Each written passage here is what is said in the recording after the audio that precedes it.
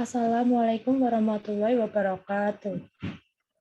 Kami dari kelompok 2 yang beranggotakan saya Yasmin Sarwibowo bersama dua teman saya, yaitu Bagus Bimantoro dan Muhammad Krisna Budi, akan mempresentasikan materi tentang penulisan laporan penelitian. Next.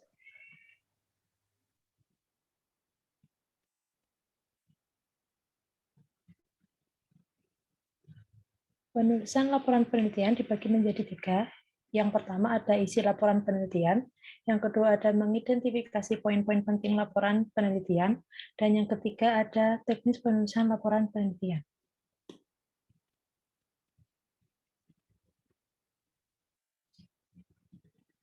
Isi laporan penelitian, yang pertama itu ada judul, kemudian ada kata pengantar, kemudian ada abstrak, kemudian ada daftar isi, dan kemudian ada bab 1 pendahuluan yang terdiri dari latar belakang, rumusan masalah, tujuan penelitian, hipotesis penelitian, metode penelitian, teknik penelitian, dan populasi serta sampel.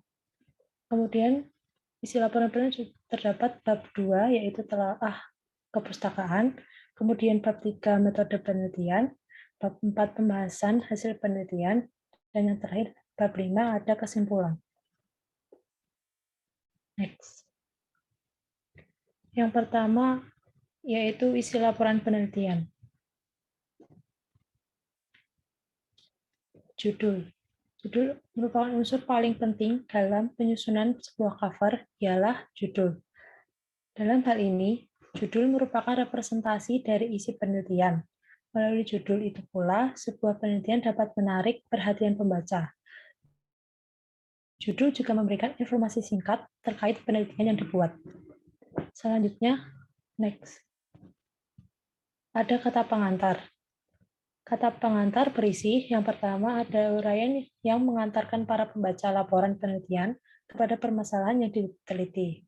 Yang kedua, ungkapan ucapan terima kasih dan apresiasi peneliti kepada pihak-pihak yang telah berjasa dalam menyelesaikan penelitian ilmiahnya. Next. Yang selanjutnya itu ada abstrak.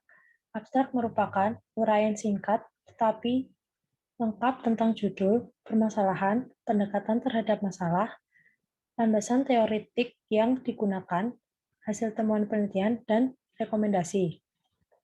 Abstrak ditulis cukup 1-2 halaman, malah dalam penulisan artikel abstrak cukup ditulis hanya 1 paragraf dengan jumlah kata maksimal 250-300 kata. Next. Selanjutnya ada daftar isi. Daftar isi ini merupakan pertama penyajian sistematika isi laporan penelitian secara rinci. Selanjutnya daftar isi ini berfungsi untuk mempermudah para pembaca mencari judul atau subjudul isi yang ingin dibacanya.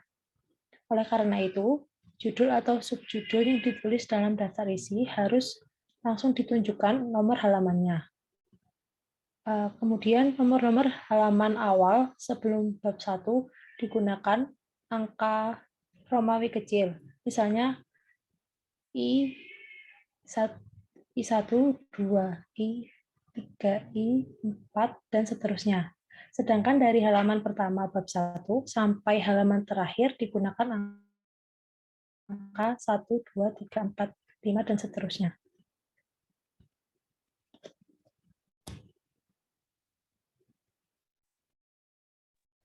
Baik, selanjutnya mohon izin ya teman-teman, saya akan menjelaskan tentang bab 1, yaitu pendahuluan. Bab 1 merupakan bagian awal dari laporan hasil penelitian, isi latar belakang penelitian, rumusan masalah, tujuan penelitian, ukuran penelitian, hipotesis, metode penelitian secara garis besar, serta teknik pengumpulan data dan pendekatannya, yaitu lokasi dan sampel penelitian. Next. Baik, di sini yang pertama adalah latar belakang. Latar belakang.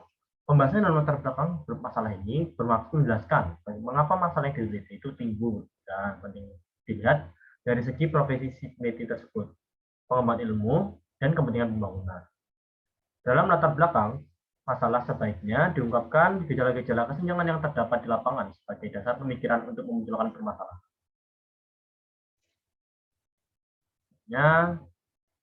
Kita akan sedikit mengulik atau membahas tentang masalah penelitian atau gap research.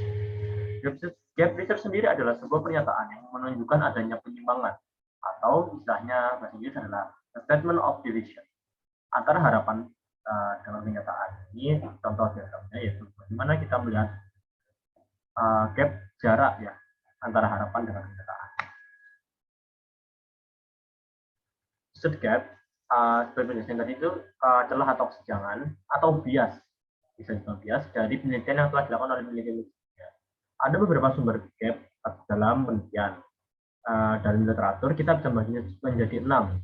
Yang dari yang terendah yaitu pembelajaran hingga ke level tinggi yaitu jurnal. Itulah yang menyebabkan sumber-sumber research gap muncul. Nah, ya, rumusan masalah dari gap research sendiri itu kita bisa kategorikan menjadi sebagai berikut, teman-teman ya. Ada methodological gap, empirical gap, conceptual gap, theoretical gap, dan practical gap. Yang mana itulah dengan sumber ini muncullah suatu masalah, dan itu yang dimasukkan dalam masalah penelitian. Sehingga dapat menimbulkan dua arah, yaitu pertama pertanyaan penelitian dan hipotesis penelitian. Dari masalah penelitian yang memunculkan pertanyaan penelitian, itu akan dijadikan sebagai hipotesis penelitian. Nah, selanjutnya adalah penjelasan dari masing-masing tadi ya sumber tadi. Yaitu pertama theoretical gap. Perubahan kesenjangan yang terjadi dari ketidakmampuan sebuah teori untuk menjelaskan fenomena yang terjadi. Kemudian ada empirical gap. Adanya kesenjangan akan nampak pada hasil penelitian. Nah, peneliti harus memperhatikan apakah terjadi inkonsistensi dalam risetnya. Next, yaitu practical gap. Practical gap itu masih terkait dengan intervensi atau pengaruh lingkungan yang menyebabkan sulit untuk diaplikasikan. Misalnya, pengaruh faktor budaya, agama, organisasi, kepemimpinan, ataupun personalitas. Nah, kemudian ada methodological gap. Methodological gap ini bisa disebabkan oleh penggunaan berbagai metode atau menggunakan gabungan beberapa metode untuk mengaji suatu topik pada penelitian yang sedang dilakukan sekarang. Sedangkan penelitian dahulu hanya menggunakan salah satu metode saja. Dan yang terakhir adalah conceptual gap. Umumnya dikaitkan dengan konsep yang digunakan dalam suatu kajian. Adanya kesamaan konsep yang diartikan atau didefinisikan secara berbeda juga bisa menjadi suatu kesenjangan atau gap ya. Selain itu, bangunan konsep yang belum jelas dasar teorinya bisa menjadi gap yang perlu harus dicari. Next.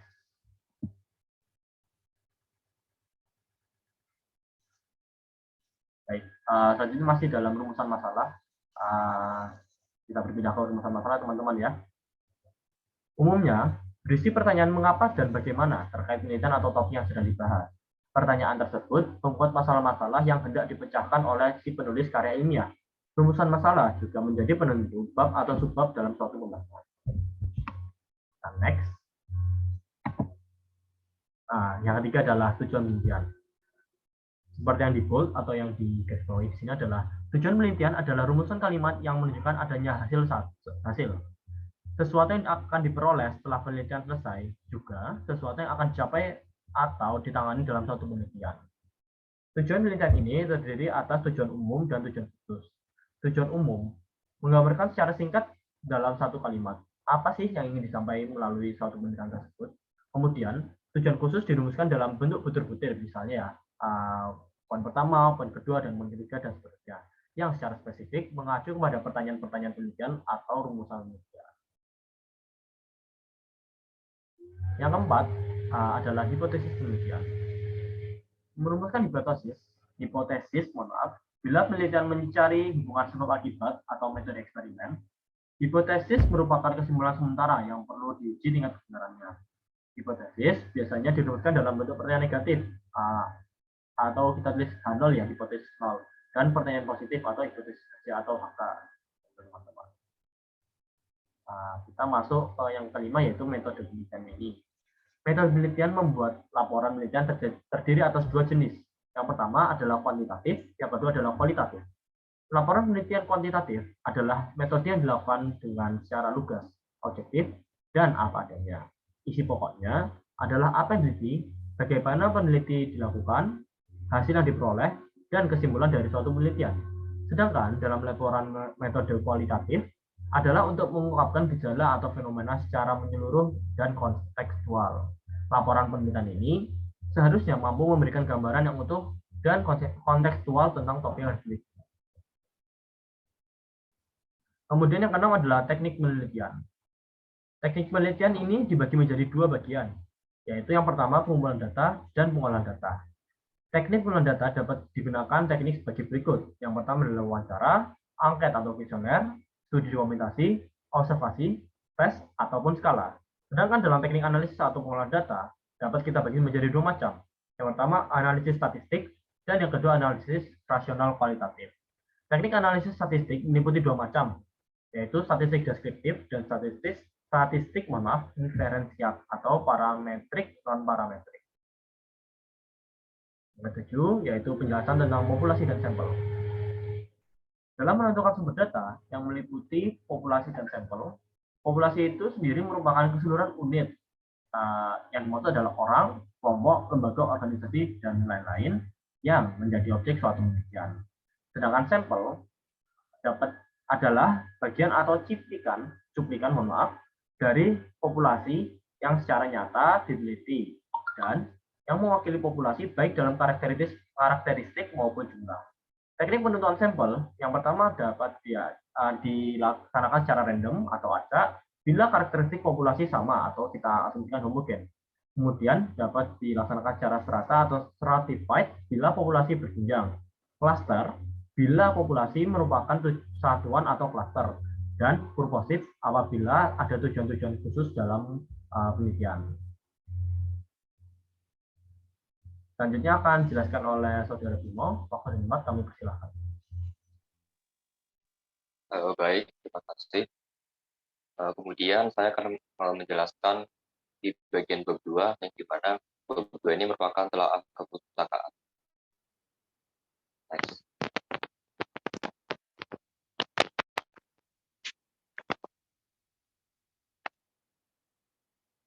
Bab 2. Bab 2 tentang telaah kepustakaan berisi uraian hasil telaahan terhadap teori dan hasil penelitian terdahulu yang terkait. Telaahan ini bisa dalam arti membandingkan, mengontraskan, meletakkan tempat kedudukan masing-masing dalam masalah yang sedang diteliti, dan pada akhirnya menyatakan posisi atau pendirian peneliti dengan alasan-alasannya. Merumuskan tinjauan teoritis dari buku, jurnal, internet, dan laporan penelitian yang relevan. Perumusan tinjauan teoritis ini dimaksudkan untuk, yang pertama, menemukan teori-teori yang mendasari kajian masalah, yang terdiri dari rumusan, definisi, pola pikir, pembahasan, dan prosedur penelitian yang terdiri dari metode, desain, teknik pengumpulan, dan pengolahan data. Kemudian, maksud yang kedua yaitu menemukan kebijakan, peraturan yang berlaku. Dan maksud yang ketiga, menemukan hasil penelitian terdahulu. Sumber tinjauan teoritis dapat diambil dari buku-buku teks, jurnal, majalah ilmiah, dokumen-dokumen resmi, dan hasil-hasil penelitian. Next. Kemudian, bab 3, yaitu metode penelitian. Next.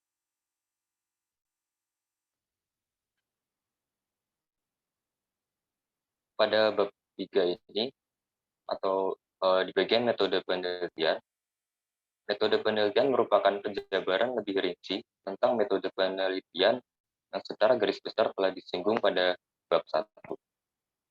Yang dibahas dalam bab ini meliputi yang pertama, pembatasan istilah atau definisi operasional yang ada pada judul dan variabel yang dilibatkan dalam penelitian. Yang kedua, prosedur, proses, dan hasil penelitian sejak persiapan hingga penelitian berakhir. Yang ketiga, metode penelitian yang digunakan serta alasan-alasan ilmiahnya. Yang keempat, teknik penelitian yang meliputi teknik pengumpulan data dan teknik pengolahan Yang kelima, instrumen penelitian dan kualitasnya. Dan yang keenam, yaitu populasi serta teknik pengambilan sampelnya. Next. Kemudian, pada bab 4 ini merupakan pembahasan hasil penelitian. Next. Bab 4 berisi sorotan objektif penelitian terhadap hasil-hasil penelitiannya. Tolok ukurnya dapat dikembalikan kepada persiapan, asumsi, metode penelitian, tolok ukur penafsiran data, dan komponen-komponen lainnya yang terlibat di dalam penelitian yang bersangkutan. Dalam bab ini, diperlukan sikap ilmiah peneliti, yaitu sikap bersedia terbuka untuk dikritik, sikap bersedia dan terbuka mengemukakan sebab-sebab keanehan hasil-hasil penelitiannya. Dalam penyusunan bab ini, perlu diperhatikan juga bagaimana data itu dapat disajikan dan dapat dibaca oleh orang lain. Next. Kemudian pada bab 5 yaitu kesimpulan. Next. Bab 5 atau kesimpulan. Isi kesimpulan dalam sebuah laporan penelitian berupa jawaban-jawaban akhir atas rumusan masalah yang ditarik dari data, hasil penelitian, dan pembahasan. Oleh karena itu, dalam suatu laporan penelitian, bagian kesimpulan diletakkan di bagian akhir setelah pembahasan. Keberadaan kesimpulan sangat penting dalam laporan penelitian, sehingga kesimpulan tersebut harus memuat tidak hanya salah satu rumusan masalah, tetapi semuanya. Dan kemudian akan dilanjutkan oleh saudari Yasmin. Baik, selanjutnya adalah mengidentifikasi poin-poin penting laporan penelitian. Next. Yang pertama ada abstrak. Abstrak adalah garis besar penelitian, ditulis dengan penjelasan singkat dan padat. Poin-poin penting pada abstrak antara lain, yang pertama ada permasalahan, yang kedua ada solusi, dan yang ketiga ada hasil. Next. Selanjutnya ada latar belakang. Latar belakang adalah bagian yang menjelaskan topik penelitian yang ingin kamu bahas dan mengapa kamu memilih topik itu. Poin-poin penting dalam latar belakang ini ialah yang pertama ada data atau fakta yang ada, yang kedua ada analisis, yang ketiga ada mengapa harus diteliti. Next. Yang ketiga ada hipotesis. Hipotesis penelitian adalah jawaban sementara terhadap pertanyaan-pertanyaan penelitian. Jawaban sementara terhadap suatu permasalahan yang sifatnya masih praduga atau menduga-duga, sebab masih harus dibuktikan terlebih dahulu kebenarannya, kemudian melalui sebuah riset atau penelitian. Next. Poin-poin penting dalam penyusunan hipotesis. Yang pertama ada merumuskan masalah. Artinya kita harus menentukan atau menetapkan masalah yang akan diteliti sesuai dengan pertanyaan-pertanyaan atau fenomena di lapangan. Yang kedua, ada menetapkan hipotesis dari permasalahan tersebut. Selanjutnya adalah menentukan hipotesis awalannya. Yang ketiga, ada mengumpulkan fakta-fakta yang bersifat relevan dan atau berhubungan dengan masalah yang akan diteliti. Next. Selanjutnya yang keempat, itu setelah tahap pengumpulan data secara objektif dalam bentuk fakta-fakta, selanjutnya adalah membandingkan fakta-fakta yang didapat tersebut apakah benar-benar relevan atau tidak. Yang kelima, selanjutnya masuk ke tahap membandingkan, yaitu melakukan pengujian terhadap hipotesis tersebut hingga mendapatkan jawaban sesungguhnya dari pertanyaan penelitian yang awalnya masih praduga. Yang keenam, penerapan dari jawaban hipotesis yang sudah teruji kebenarannya melalui tahapan penelitian di awal tadi. Next. Yang selanjutnya ada metode atau desain. Metode penelitian adalah langkah yang dimiliki dan dilakukan oleh peneliti dalam rangka untuk mengumpulkan informasi atau data serta melakukan investigasi pada data yang telah didapatkan tersebut. Poin-poin penting pada metode penelitian, yang pertama ada merumuskan suatu masalah. Yang kedua, meneliti melalui observasi. Yang ketiga, ada menentukan atau hipotesis dugaan sementara. Next. Selanjutnya ada hasil pengujian.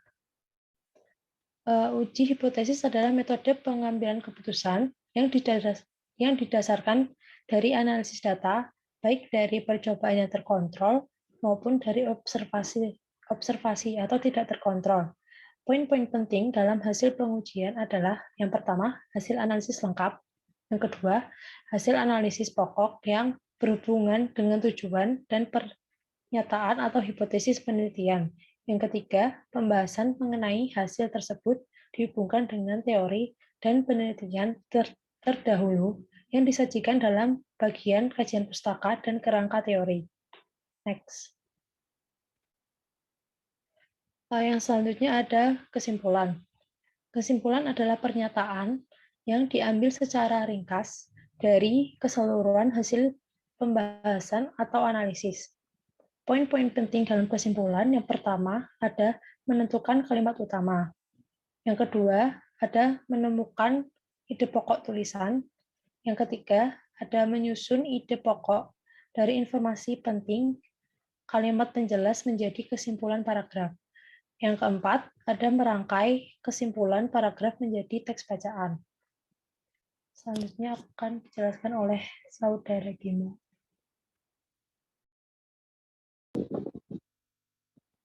Baik, yang selanjutnya yaitu teknik penulisan laporan penelitian. Next. Terdapat 5 dalam teknik tersebut. Yang pertama, bisa satu paragraf atau beberapa paragraf. Yang kedua, memberi gambaran penting temuan dari unsur utama. Yang ketiga, penulisan abstrak harus meliputi komponen IMRAD atau Introduction, Method, Result, and Discussion.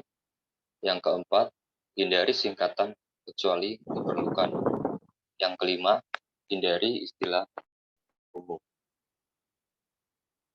Next. Kemudian, latar belakang. Yang pertama, penulisan latar belakang harus sistematis. Jangan menuliskannya secara acak. Yang kedua, jangan menuliskan topik secara ambigu. Yang ketiga, pusatkan pada tema yang dibahas. Kemudian yang keempat, terdapat maksud dan tujuan dalam melakukan penelitian.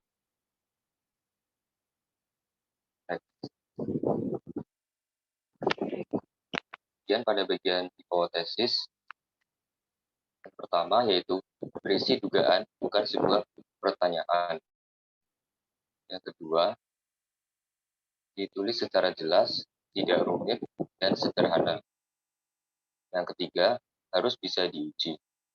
Yang keempat, sesuai dengan fakta. Dan yang kelima, harus menyatakan hubungan antar variabel. Next. Kemudian pada bagian metode atau desain. Penelitian harus menggunakan metode atau teknik penelitian. Sejumlah metode penelitian dunia. Yang kerap digunakan diantaranya adalah deskriptif, komparatif, eksperimen, kualitatif, kuantitatif, dan lain sebagainya. Bab ini juga perlu membuat penjelasan mengenai desain penelitian, populasi, dan sampel penelitian, metode pengumpulan, dan analisis data, serta kelemahan penelitian. Yang pertama itu, nyatakan kembali rujukan masalah penelitian. Yang kedua, deskripsikan pendekatan umum metode yang digunakan. Dan yang ketiga, jelaskan cara mengumpulkan atau menghasilkan data.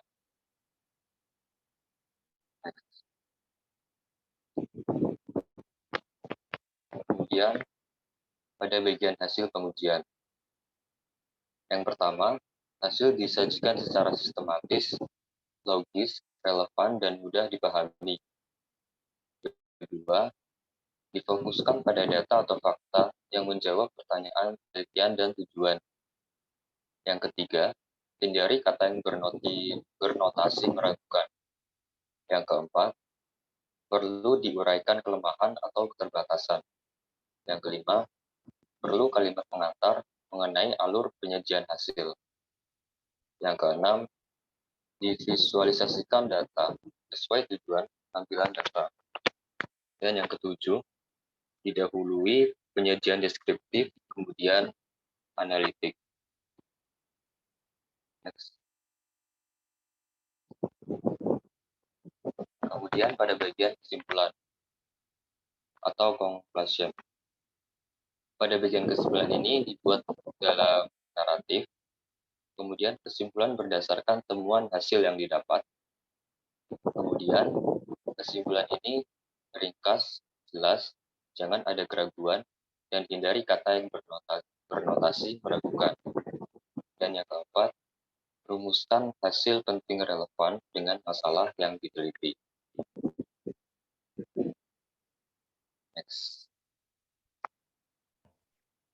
Baik, terima kasih Saudara Bimo, Saudari Yasmin atas penjelasannya. Demikian teman-teman sekalian, penjelasan tentang penulisan laporan penelitian dari kelompok 2. Apabila teman-teman ingin bertanya, bisa menggunakan seluruh platform yang ada, baik itu WhatsApp maupun nanti via MyClass dan lain-lain.